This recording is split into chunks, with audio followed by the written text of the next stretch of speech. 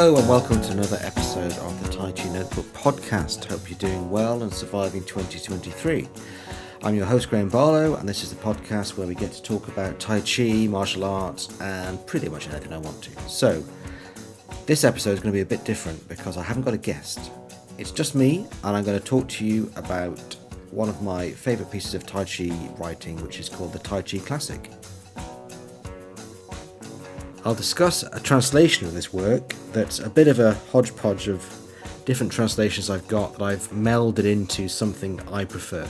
Now, I'm doing this in one take, so my interpretation of the lines as I go through is very much what I thought at the time that I spoke to you. So it doesn't mean that other alternative interpretations are invalid, or it doesn't mean that I wouldn't have said something different if I'd recorded this the next day. It was just the way it struck me at the time. I don't think there's anything wrong with that either. It's a good way to treat martial art classic literature. You read it in the moment, and whatever you get out of it at that time is whatever you get out of it at that time. So hopefully you'll enjoy what I've done. Don't get too worried if you disagree with something I've said. I probably would disagree with something I said on a different day as well. So it's not worth getting upset about. Anyway, here it is, and I hope you enjoy it. Okay. The Tai Chi Classic. Attributed to Chan Sen Feng. Of course, Chan Sen Feng was an immortal Taoist, so, I mean, really, he should still be alive. But this document is probably either a collection of older sayings or it's written by one of the Wu brothers.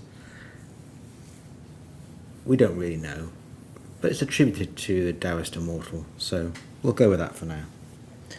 So this is one of the documents known as the Tai Chi Classics, which I believe succinctly enough describe the martial art of Tai Chi Chuan. So let's have a look through this particular document. So it starts with the phrase, "In motion, the whole body should be light and agile, with all the parts linked as if threaded together." See, that's an interesting thing for Tai Chi, is most people don't consider Tai Chi to be light and agile. It's that thing that old people do in the park. It's not something you'd associate with younger people and being light and agile. So you have to ask what that means. Also in the context of rooting, there's a lot of talk about rooting and being sunk down in Tai Chi, and this sounds kind of like the opposite, doesn't it? So being light and agile, it's more to do with still being heavy, but having that sort of sense of mobility that goes with it. So you're not heavy in a kind of an inert way, like when you sort of collapse on the sofa and can't move. It's more like you don't feel like you're heavy as you move, you feel like you're light. And part of the training of Tai Chi is to get a light feeling. It's to do with the head point being lifted up and the back being raised. Now those two things together kind of give you the feeling of like you're hooked onto the sky. It's quite a nice way to think about it.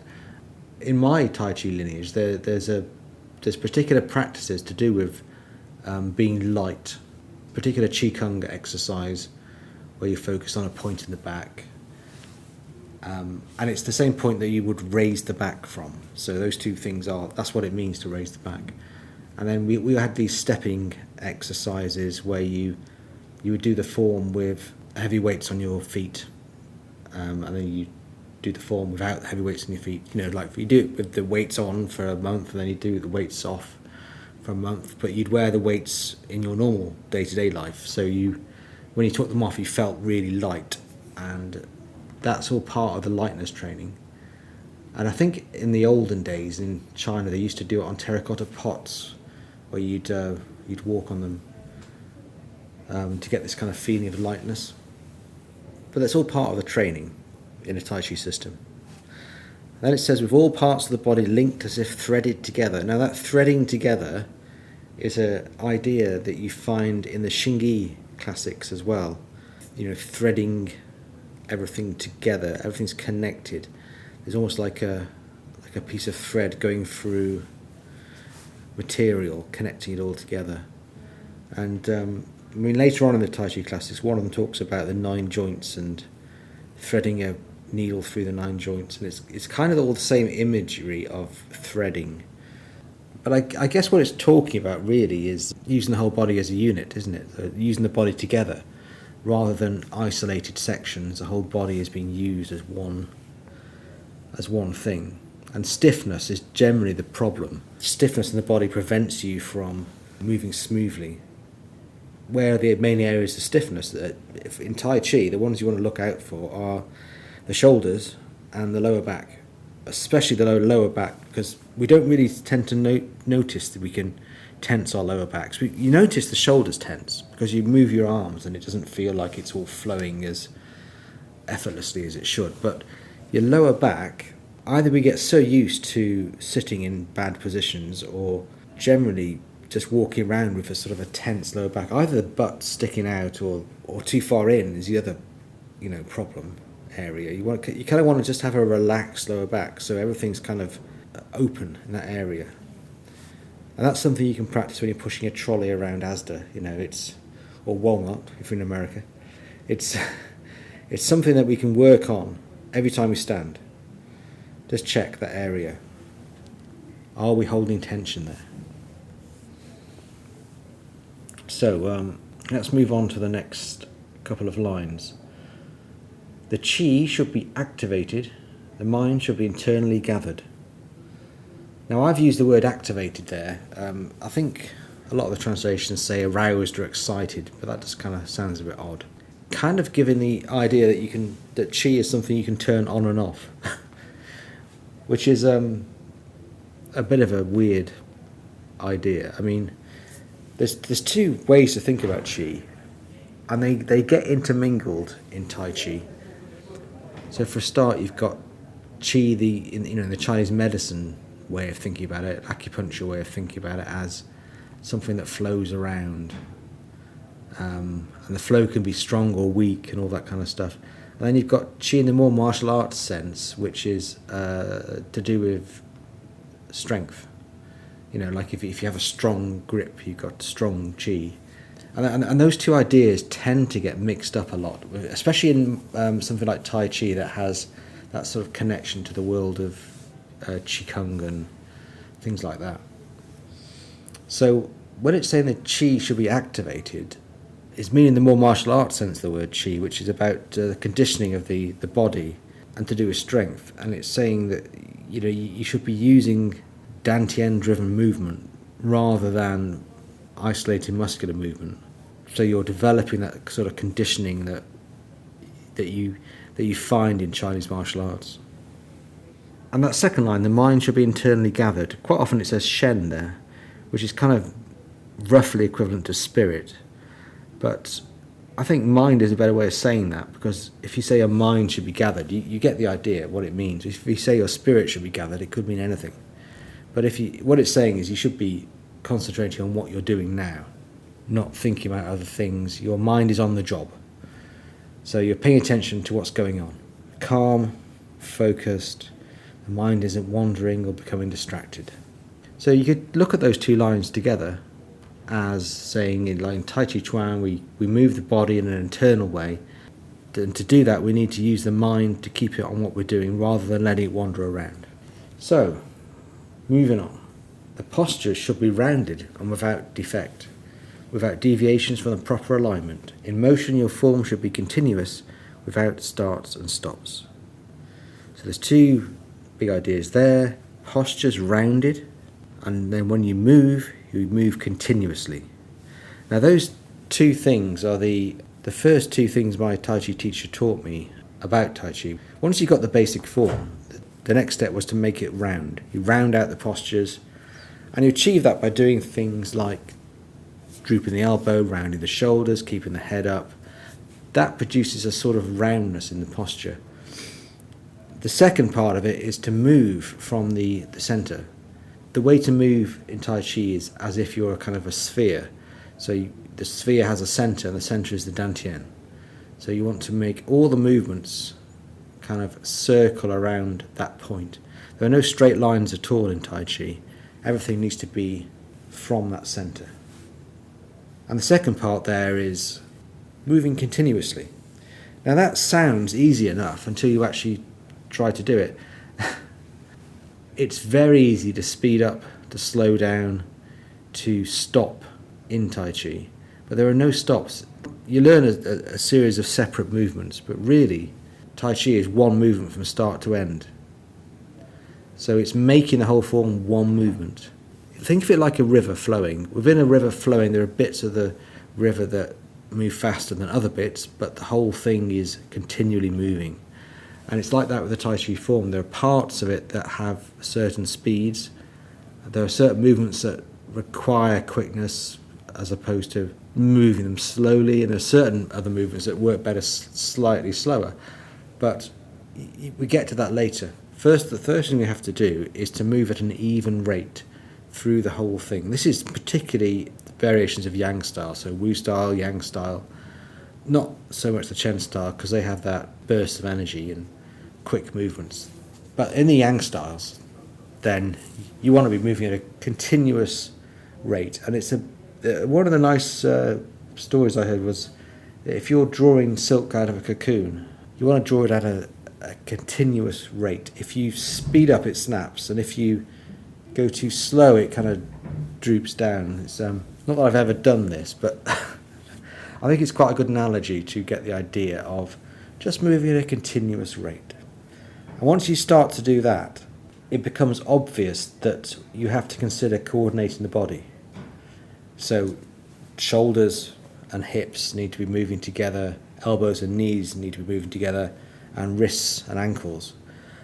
And those three things, which are the three external harmonies, can be considered at this point because you're moving at a continuous rate. It's quite easy to isolate them and work out how those coordinations should be happening. And you need these times when you're training. You need a dedicated time, like a few months, where you're just focusing on that one thing, getting it all the way through the form, so that all the parts have the good coordination. So, let's move on to the next section. Now, this is the famous one. The Jin should be rooted in the feet, generated from the legs, controlled by the waist, and expressed through the fingers. So this is the classic statement you see quoted time and time again about how to issue power in Tai Chi Chuan. Now, it's all there. It's saying it quite simply. There's nothing complicated about this. Rooted in the feet, generated from the legs, controlled by the waist, and expressed through the fingers. Now, obviously, he's not talking about kicking here. This is talking about like a push or a punch or a strike of some kind with the hand. In Tai Chi, we use the ground force, which is the Jin. This is the power of the earth expressed through your relaxed body into the target. And the part of you that's nearest the earth is your feet. So that's where it's rooted. It's rooted in the feet. Generated by the legs, controlled by the waist. So it's introducing that idea of the legs and the waist, or dantian area, being the things that drive everything in Tai Chi. So rather than using your arms to do things, you're very much using your legs. So it's almost like boxing with the legs, The arms are the conduits of the power, not the generators. That's why it says expressed through the fingers. There's no mention of shoulders. There's no mention of arms. They're just the things on the end of the driving unit of Tai Chi, which is this legs, waist, and the ground. The next part, the classic, goes on to talk about these things a bit more. It says, the feet, the legs, and the waist should act together as an integrated whole, so that while advancing or withdrawing, one can take the opportunity for favourable timing and good position. So it's just re-emphasising that point, really, about the feet, the legs, and the waist should act together. They're the important part in Tai Chi. So when you're doing the form, they're the things that are moving everything. Don't try and move things with anything else. Like, don't use your head as the driving force for anything. I mean, your head position is important. Where the head goes, the body follows, undoubtedly, but you don't lead with your head. It's not the thing that's powering movement. And then it says that while advancing or withdrawing, you can take opportunity for favourable timing and good position. So I think what it's saying is that if you're moving in this particular way, you'll get opportunities against the other person, because hopefully they won't be moving in that particular way, and they'll be a bit more disordered than your body is. That's the theory anyway. I mean, these things are always great in theory, aren't they? But especially when you read these classic or Chinese texts, it's very much like, if you do this, you will definitely win, or you will have success no matter what. And real life is never like that. But that's just the way these things are always written. The next part of the classic says, if correct timing and position are not achieved, the body will become disordered. Yeah, so if you get this wrong, it's not going to work.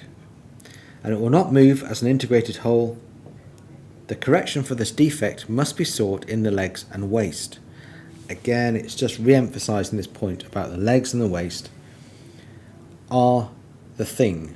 Like, if something's going wrong, you're probably not using your legs and waist to power everything.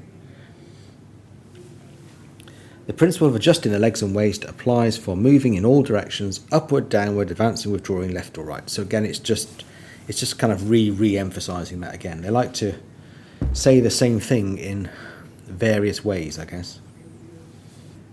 So,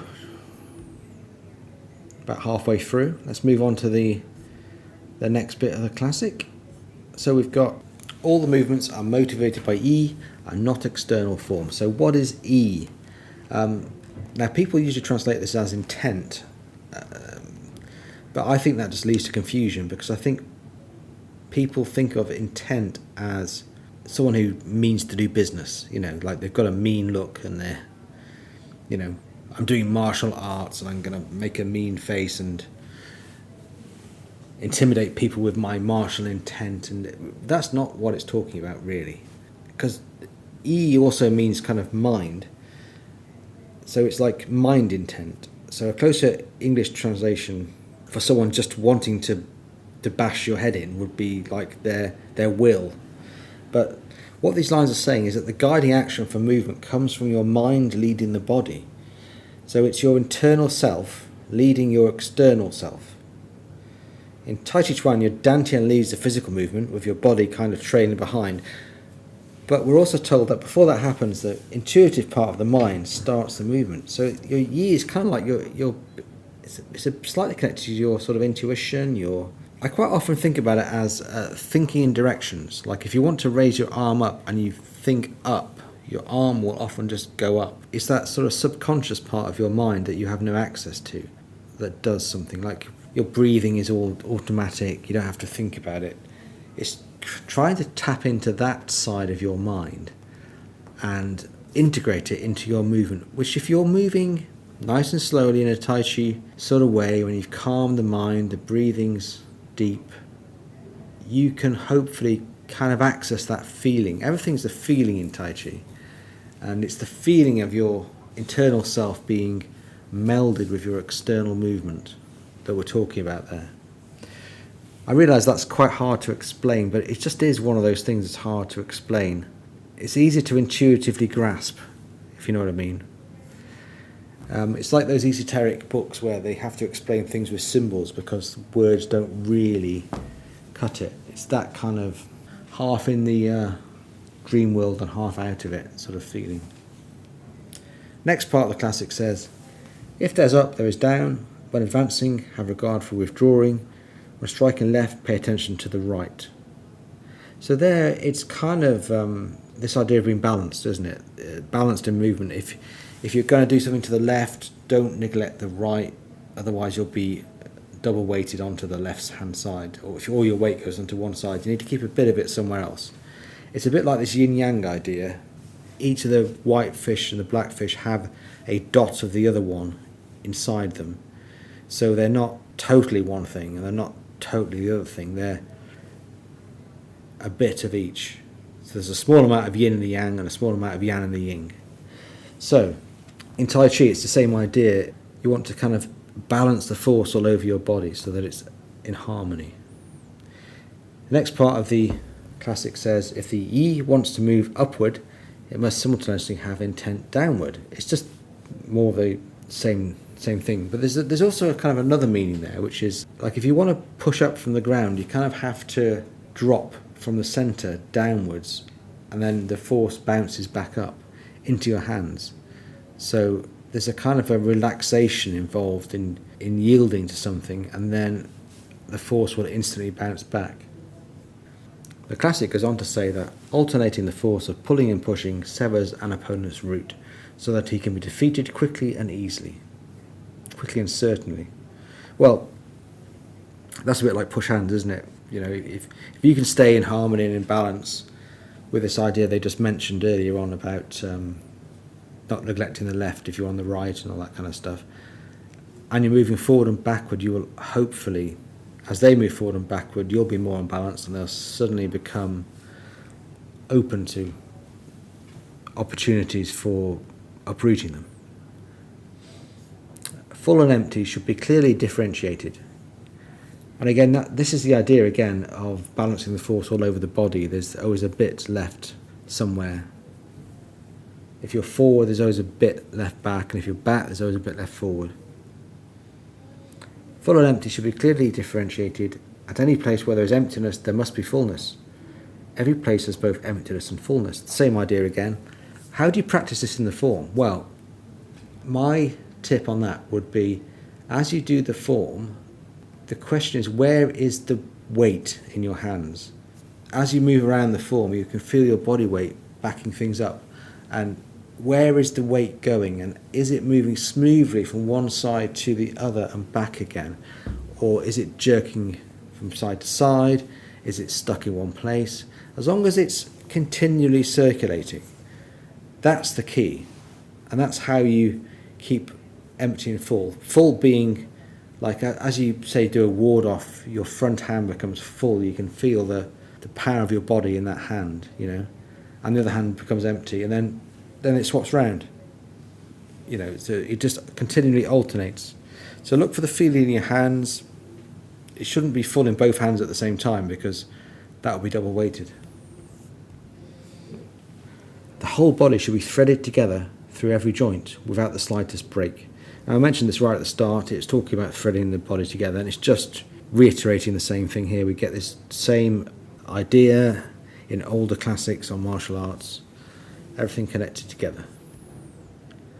Long boxing is like a great river rolling on unceasingly. So it says long boxing there, but I think that was just a term to refer to any connected sequence of movements that goes on for a long time, you know. So here it's talking about Tai Chi, but it could be talking about other martial arts, really. But again, the analogy of a river, I think, is perfect for the Tai Chi form, because, you know, it just rolls on unceasingly. There's no stopping, it's all continuous. There are fast bits and slow bits, but it's really all part of the same water, part of the same river. And then the final bit is just, it's like a bit of housekeeping, really. It lists all the things that go up to defining Tai Chi. So it's got the 8 energies, Peng, Liu, Ji, An, Zai, Lei, Jiao and Kao. They're equated to the 8 trigrams, and there's the first 4 the cardinal directions, second 4 the corners, and then it's got the 5 elements, which it relates to the footwork, you know, which is forward, back, left, right, central. And taken together, if you add these things up, you get to 13, and that's the 13 postures, which is another way of saying Tai Chi Chuan. So that's the end. It's an interesting document. There's a lot of good stuff in there. I really like the bits about using the legs and waist, and the more you remind yourself about that when doing Tai Chi, the better. Also, the bit about differentiating empty and solid, it's a really good reference there for one of my favourite parts of Tai Chi, you know, which is, it goes beyond just, is my elbow in the right place, is my shoulder in the right place. It's more about the internal feelings as you do the form, that you're circulating the energy around, and it keeps moving and is constantly in balance. Not an easy thing to do, not an easy thing to explain on a podcast either. If you demonstrate it, it's a lot easier to see. But again, it's hard to see on video, so it's a lot easier if someone's talking to you and showing you this stuff. But hey, we're a podcast, so that's what we've got. Right, so I thought we'd finish off by just reading through the whole thing one more time. The Tai Chi Classic. In motion, the whole body should be light and agile, with all parts linked as if threaded together. The Chi should be activated, the mind should be internally gathered. The posture should be rounded and without defect, without deviations from the proper alignment. In motion, your form should be continuous without stops and starts. The Jin should be rooted in the feet, generated from the legs, controlled by the waist, and expressed through the fingers. The feet, legs, and waist should act together as an integrated whole, so that while advancing or withdrawing, one can take the opportunity for favourable timing and good position. If correct timing and position are not achieved, the body will become disordered and will not move as an integrated whole. The correction for this defect must be sought in the legs and waist. The principles of adjusting the legs and waist applies for moving in all directions, upward or downward, advancing or withdrawing, left or right. All movements are motivated by E and not external form. If there is up, there is down. When advancing, have regard for withdrawing. When striking left, pay attention to the right. If the E wants to move upward, it must simultaneously have intent downward. Alternating the force of pulling and pushing severs an opponent's route, so that he can be defeated quickly and certainly. Full and empty should be clearly differentiated. At any place where there is emptiness, there must be fullness. Every place has both emptiness and fullness. The whole body should be threaded together through every joint, without the slightest break. Long boxing is like a great river, rolling on unceasingly.